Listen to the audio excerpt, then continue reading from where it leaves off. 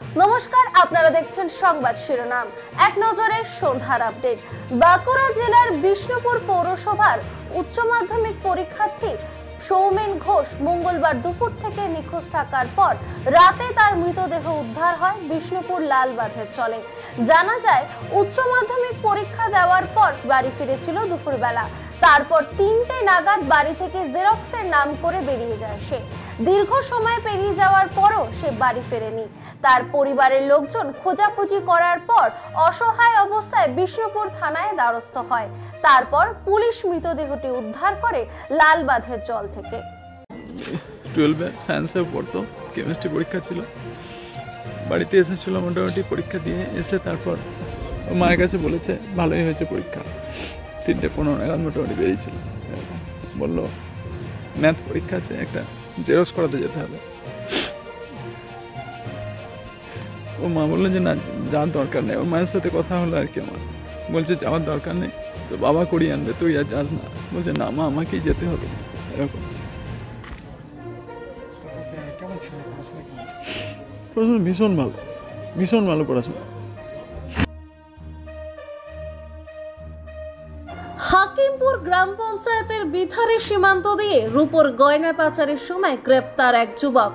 Motor বাইকের সাইলেন্সারের ভেতরে লুকিয়ে ওই রূপোর গহনাগুলি ভারত থেকে বাংলাদেশে পাচার করার চেষ্টা করছিল বলে জানা গিয়েছে। সেই সময় বিএসএফ এর 143 নম্বর ব্যাটালিয়নের সীমান্তরক্ষীর বাহিনীর জওয়ানরা গোপন সূত্রে খবর পেয়ে তাকে আটক করে তল্লাশি করতে থাকে। আর তারপরেই বেরিয়ে আসে 7 কেজি রূপোর গয়না বাইকে সাইলেন্সার থেকে, যার বাজার মূল্য কয়েক লক্ষ টাকা। পুলিশ সূত্রে জানা যায়, ধৃত ও পাচারকারী রাশিদ সাহাজের বাড়ি স্বরূপনগর এলাকায়। উদ্ধার হওয়া রূপোর গয়নাগুলি তেঁতুলিয়া শুল্ক দপ্তরে হাতে তুলে দেওয়া হয়েছে এবং পাচারকারীকে বুধবার বসিরহাট মহকুমা আদালতে তোলা হয়।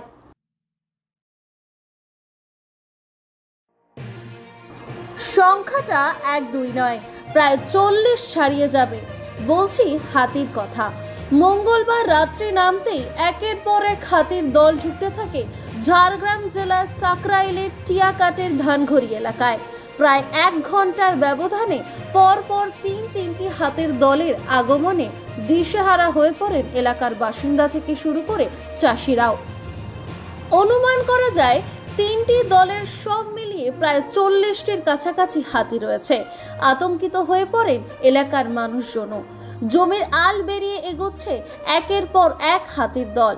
হাতির তাণ্ডবে লন্ডভন্ড বিস্তীর্ণ এলাকার ধান চাষের জমি, ক্ষতিগ্রস্ত ধান চাষিরা। এর ফলে বন দপ্তরের বিরুদ্ধে ক্ষুব্ধ এলাকাবাসী। চাষিদের দাবি ক্ষতিপূরণ দিতে হবে। দক্ষিণ 24 পরগনা জেলার ভাঙড় বিজয়গঞ্জ মেলা মাঠে শওকত মোল্লার ডাকে সম্প্রতি ইফতার অনুষ্ঠান আয়োজিত হয়। সেখানে উপস্থিত ছিলেন একাধিক তৃণমূল নেতৃত্ব সহ পীরজাদা তোহা সিদ্দিকী। আর সেই অনুষ্ঠানে আসার পথেই তৃণমূলের পঞ্চায়েত সদস্য সহ কর্মী সমর্থকদের মারধর করার অভিযোগ উঠল আইএসএফ এর বিরুদ্ধে। ইফতার পার্টি ছিল, ইফতার পার্টিতে যাচ্ছি না, এই মতো অবস্থা ওরাও আমাদের বলেছে হারাম খাওয়াতে যাচ্ছে। লোকজন আরও আমার আগে চলে গেছে। আমি ওখানে দাঁড়িয়েছি, এসেই আমার হেসোদের এখানে কোপ মেরেছে আর লাঠিতে মাথা ফেলেছে, মানে সারা পিঠ টিট সব।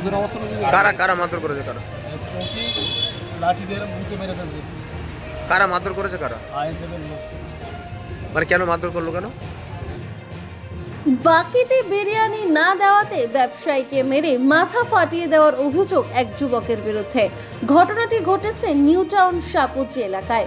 মঙ্গলবার সন্ধ্যায় নিউ টাউন সাপুজি এলাকায় একটি বিরিয়ানির দোকানে অজয় সর্দার নামে এক যুবক বাকিতে বিরিয়ানি চায়, কিন্তু দোকানের কর্মচারীরা তাকে বিরিয়ানি না দেওয়াতে হুমকি দিতে থাকে অজয় সর্দার নামে ওই যুবক মাঝে মধ্যেই দোকানে এসে টাকার দাবি করে বলে অভিযোগ বিরিয়ানি ব্যবসায়ী রূপম বিশ্বাসের। ভাঙচুর করে, তখনই তৎকালীন আমি ওখানে যাই, গিয়ে ওকে জিজ্ঞাসা করি কেন করা হলো বা কি বৃত্তান্ত, এরকম কি কারণে করলি। ও তখন হাতে একটা উইকেট ছিল, উইকেটের বাড়ি আমার মাথায় মারে, আমাকে মেরে ফেলার একটা ছিল। প্রায় 27 মিনিট রাজ্যের মন্ত্রী ফিরহাদ হাকিমের সঙ্গে দেখা করে চেতলার বাড়ি থেকে বেরিয়ে গেলেন পানিহাটি পৌরসভার চেয়ারম্যান মলয় রায়। রাজ্যের মন্ত্রীর হাতে দিয়ে গেলেন খোদ ইস্তফাপত্র। যদিও নিয়ম মাফিক মন্ত্রী ইস্তফাপত্র নিতে পারেন না, সেক্ষেত্রে এসডিও এই ইস্তফাপত্র জমা নেবেন।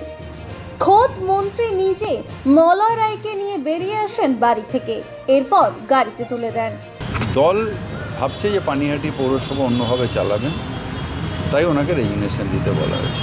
ওনার এগেনস্টে কোনো অ্যালিগেশন নিয়ে উনি যাচ্ছেন যে আমার এটা অ্যালিগেশন, যেন উনি ভালো মানুষ, দলের অন্য কাজ করবেন। 3 বছর আমি পৌর প্রধানের কাজ করলাম, তাতে আমাদের ববিদার প্রচণ্ড সহযোগিতা এবং পানিহাটি। রাতের অন্ধকারে গোডাউনের পিছনে তালা ভেঙে দুঃসাহসিক চুরির ঘটনা ঘটল বীরভূমের রামপুরহাট থানার অন্তর্গত বাটাইল মোড়ে অবস্থিত অনলাইন ডেলিভারি সংস্থার অফিসে। প্রতিনিয়ত এই অনলাইন ডেলিভারি সংস্থার অফিসে নিত্য প্রয়োজনীয় সাধারণ মানুষের অনলাইনের মালপত্র জমা করা হয় এবং এখান থেকে রামপুরহাট শহর ও বিভিন্ন গ্রামে গঞ্জে অনলাইন ডেলিভারি দেওয়া হয়। সকালবেলা দরজা খোলার পর আমাদের একটা বাথরুমের পাশে পেছনে একটা দরজা আছে, সেটা দেখছি ভাঙা। এখান থেকে আর একটা বিছানা মানে গায়ের চাদর পড়েছিল হাবের ভেতরে, আর 8টি আরভিপি বস্তা কাটা। দিয়ে সেই দেখে স্যার বেরিয়ে সঙ্গে সঙ্গে চলে আসে। দিয়ে তারপরে আমরা বাইরে থেকে যেটা দেখতে পাচ্ছি যে 8টি আরভিপি বস্তা কাটা, আমাদের যে মোবাইল টোবাইল রাখা থেকে সেই বক্সের খাঁচা মানে ভাঙ খোলা আছে, ঠিক আছে। আর গোটা হাবে মানে ওরা পার্সেল টার্সেল খুলে দেখেছে, এটাই দেখলাম। এখন পুলিশ না আসা অবধি, ইনভেস্টিগেশন না অবধি বলতে পারবেন। পুলিশ আসবে তারপরে আমরা হাবে ঢুকবো। কি মনে হচ্ছে কি দিনের বেলা চুরি? গত 3রা মার্চ পিসিবিএল দুর্গাপুর ইউনিটে বিদ্যুতের একটি ট্রান্সফরমার ফেটে মর্মান্তিক দুর্ঘটনায় প্রাণহানি হয় এক ব্যক্তির।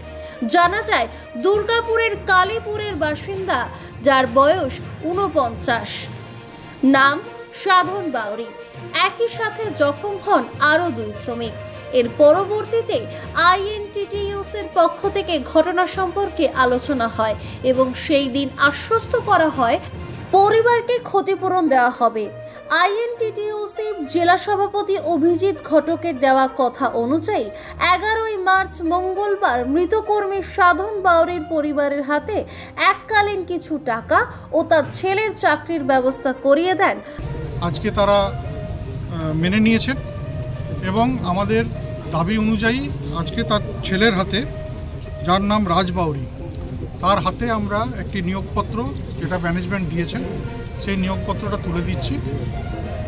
আগামীকাল তার মেডিকেল হবে এবং কয়েকদিনের মধ্যেই সে স্থায়ী কর্মী হিসেবে পিসিবিএল কেমিক্যালসে জয়েন করবে। এবং তাছাড়াও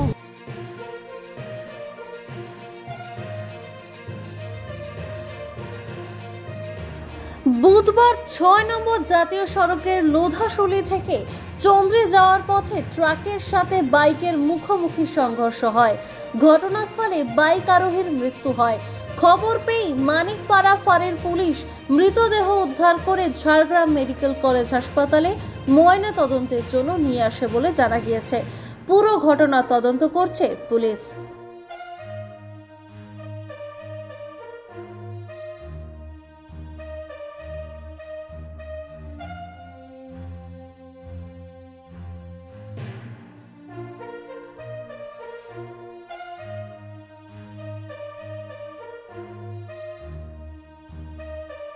মঙ্গলবার গভীর রাত্রে বহরমপুর থানার পুলিশ বিশেষ সূত্র মারফত খবর পায় ট্রাক ভর্তি করে গাঁজা পাচার করা হচ্ছে।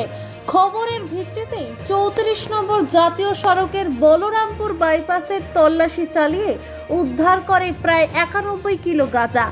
আটক করা হয় বহরমপুর থানার হাতিনগর গ্রামের বাসিন্দা নারায়ণ মণ্ডল নামে একজন ব্যক্তিকে। একটি মিনি ট্রাকে করে গাঁজা পুলিকে পাচার করা হচ্ছিল বলে জানা গিয়েছে। বুধবার ধৃত ওই ব্যক্তিকে 7 দিনের জেল হেফাজতের আবেদন জানিয়ে জেলা আদালতে পাঠানো হয়। এই প্রসঙ্গে বহরমপুর থানার ভারপ্রাপ্ত আধিকারিক উদয় শঙ্কর ঘোষ বলেছেন, বর্তমানে দোল উৎসব এবং রমজানের জন্য গোটা শহরে চলছে আঁটোসাঁটো নিরাপত্তা। এর পাশাপাশি নাকা তল্লাশিও চালানো হবে। বিশদে জানতে চোখ রাখুন সংবাদ শিরোনামের পর্দায়। মানুষের পাশে, মানুষের সাথে আমরা আছি এই বাংলাতে। আপনারা দেখছেন সংবাদ শিরোনাম। দেখলেন তো অনেক কিছু, এবার দেখুন নতুন কিছু।